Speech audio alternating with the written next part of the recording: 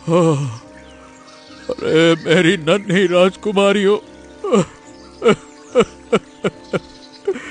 हमें माफ कर देना। अगर उस दिन हमने गलती ना की होती तो आज ये दिन ना देखना पड़ता, लेकिन अब हमें ये करना ही होगा। अरे ऐसे टुकुर टुकुर मेरी तरफ क्या देख रही हो? मेरी राजकुमारियों, मेरे दिल के टुकड़ों, हम मजबूर हैं हमारी गलती की वजह से।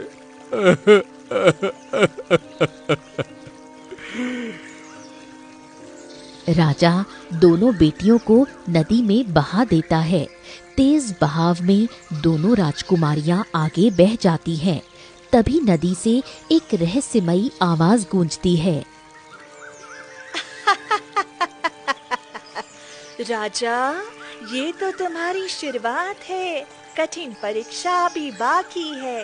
अगर अपनी बेटियों को वापस देखना चाहते हो तो नेक कार्य करो, सबकी भलाई करो, गरीबों का दुख समझो, तभी तुम्हारी बेटियां वापस मिलेंगी, वरना कभी नहीं। राजा सूर्य प्रताप वहीं घुटनों के बल बैठ जाते हैं और उनकी आंखों से आंसू गिरने लगते हैं और वो वहां से लौट जाते हैं। तभी दोनों बच्चियां पानी में बहते हुए नदी के किनारे पहुंच जाती हैं। तभी एक सेठ नदी पार कर रहा था। उसकी नजर नदी किनारे लगी एक बच्ची पर पड़ी। आहा, वाह वाह वाह वाह वाह वाह वाह, इतनी सुंदर बच्ची, इसे मैं ले जाता हूँ। इससे खूब काम कराऊंगा और एक मुफ्त की नौकरानी भी मिल जाएगी। फिर सेठ एक राजकुमारी को उठाकर अपने घर की ओर चला गया। चला जा जा जा, जा। अरे रोती क्यों है, चुप हो जा। चल चल चल। थोड़ी दूर आगे जाकर दूसरी राजकुमारी नदी के किनारे जोर जोर से रो रही थी। तभी एक चरवाहे की नजर उस पर पड़ी। अरे ओहो, ये बच्ची भला यहाँ क्या कर रही है? लगता है इस बेचारी को किसी ने मरने के लिए छोड़ दिया होगा। अरे लोग भी कितने पत्थर दिल इंसान हैं। चलो मैं ही इसे पालूंगा। वैसे भी मेरे पास बेटा है, पर बेटी एक भी नहीं है। इसे बहुत प्यार दूंगा। आज जो मेरे बच्चे, आजा आजा आजा आजा आजा आजा। हाँ, बाज बाज बाज, चुप हो जा, चुप हो जा। फिर लखन एक राजकुमारी को लेकर अपने घर की ओर चला गया। ऐसे ही दोनों राजकुमारी दो अलग अलग घरों में पलने बढ़ने लगी। देखते ही देखते 18 साल बीत गए। वहीं सेठ के घर पली बढ़ी राजकुमारी विशाखा थी। दिन भर नौकरों की तरह काम करती, लेकिन 2 वक्त की रोटी भी नसीब नहीं होती। माँ, पिताजी, मैंने 2 दिनों से कुछ नहीं खाया है। भगवान के लिए कुछ खाने को दे दीजिए। देखो महारानी, मैंने तुम्हें यहाँ अपने घर काम करने के लिए लाया है। तुम कोई यहाँ की राजकुमारी या महारानी नहीं हो, समझ गई? पहले घर का सारा काम खत्म करो, उसके बाद तुम्हें भी 2 वक्त का खाना मिल जाएगा। इसमें इतना भूख लगी क्या करने की जरूरत है? हाँ जी, आप बिल्कुल सही कह रहे हैं। अरे तुम्हारे माँ बाप ने तो तुम्हें मरने के लिए छोड़ दिया था। अब शुक्र मनाओ, हमने तुम पर तरस खाकर अपने यहाँ रखा है और तुम्हें 2 वक्त की रोटी और रहने के लिए छत दी है। विशाखा चली जाती है और घर का काम करने लगती है। वहीं दूसरी तरफ लखन राजकुमारी चांदनी से कहता है, बेटी, अब तुम 18 बरस की हो गई हो। मेरे सारे बेटे शादी करके दूर चले गए हैं और मेरी पत्नी भी मुझे छोड़कर चली गई है। बेटा, मैं सोच रहा हूँ कि तुम्हारी शादी करके एक अच्छे घर में तुम्हें भेज दूं, ताकि मेरी जिम्मेदारी पूरी हो जाए। नहीं पिताजी, आप मुझे छोड़कर नहीं जा सकती हैं। मैं हमेशा आपके साथ रहूंगी।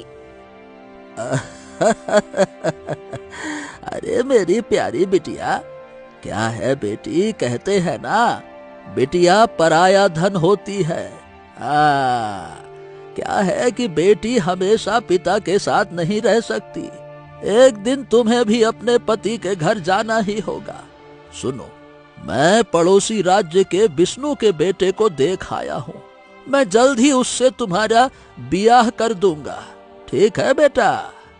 पिताजी, आप भी ना हर वक्त मेरी शादी को लेकर बैठे रहते हैं। आप बैठो, मैं कपड़े तालाब से धोकर ले आती हूँ। चांदनी कपड़े लेकर झोपड़ी से निकल पड़ती है।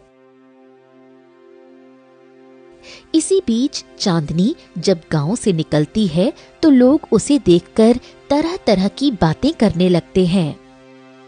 अरे ओ मनोरमा, ये तो बता, ये तो वही लड़की है ना जिसे लखन नदी से उठा कर लाया था।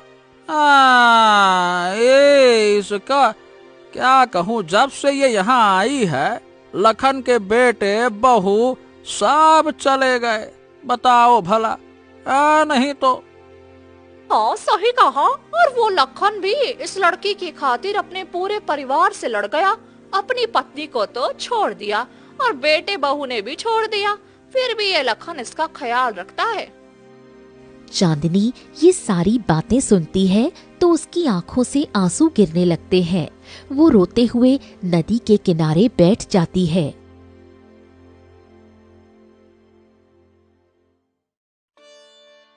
हे भगवान, मेरी क्या गलती है? गांव वाले सब हर वक्त मुझे ताना देते रहते हैं। मेरे पिताजी जो मुझे इतना प्रेम करती हैं, पर मैं उनकी बेटी नहीं हूँ। आखिर मेरे माँ बाप कौन है जो इतने पत्थर दिल हुए कि मुझे मरने के लिए इस नदी में छोड़ आए? मैं अपने माता पिता के बारे में जानना चाहती हूँ। तभी नदी से एक रहस्यमयी आवाज आती है। तुम रो क्यों रही हो पुत्री? तुम्हें तुम्हारी मंजिल अवश्य मिलेगी। कौन बोल रहा है? सामने आओ।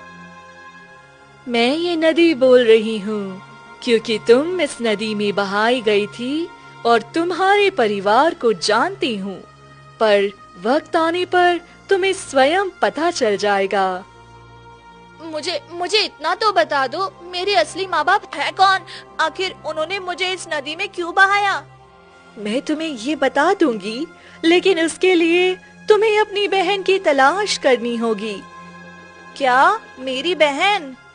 हाँ, क्योंकि जब इस नदी में तुम्हें बहाया गया था तो तुम्हारी बहन को भी बहाया गया था।